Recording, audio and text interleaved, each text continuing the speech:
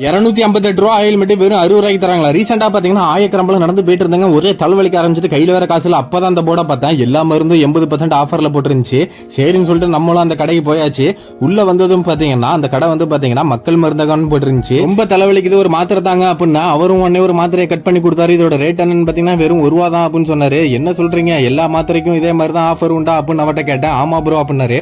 Cholesterol மாத்திரை பாத்தீங்கன்னா 130 ரூபா விற்க வேண்டியது வெறும் 14 ரூபாய்க்கு தராங்க. அப்புறம் பிபி டேப்லெட் பாத்தீங்கன்னா 50 ரூபாய்க்கு தரத 12 ரூபாய்க்கு தராங்க. அப்புறம் சுகர் டேப்லெட் கூட பாத்தீங்கன்னா வெளில வாங்கினீங்கன்னா 60 ரூபா, இங்க வாங்கினா வெறும் 12 ரூபா தான். அப்புறம் ஸ்கின் அலர்ஜி ஆயில்மெண்ட் எல்லாம் பாத்தீங்கன்னா வெளில வாங்கினா 258 ரூபா வருது, ஆனா இங்க வெறும் 60 ரூபாய்க்கு தராங்க. அப்புறம் அங்கேயே பாத்தீங்கன்னா நம்ம உடம்புல பிபி லெவல் கரெக்டா இருக்கான்னு சொல்லிட்டு அதையும் செக் பண்றாங்க. அப்புறம் சுகர் இருக்கான்னு செக் பண்றாங்க. விலை கம்மியா இருக்கனால தரமற்ற பொருள் நினைக்காதீங்க. இது எல்லாமே பாத்தீங்கன்னா ரத்தன் டாட்டாவோட கனவு திட்டம். ஏழைக்கு கம்மியான விலையில மருந்து தரணுங்கிறதா இதோட நோக்கமே. இந்த வீடியோ ஷேர் பண்ணா கண்டிப்பா ஏதாவது ஒரு ஏழைக்கு யூஸ்ஃபுல்லா இருக்கும். இந்த கடை பாத்தீங்கன்னா ஆயக்கரம்பலம் ஜிகே மளிகை பக்கத்துல தாங்க இருக்கு.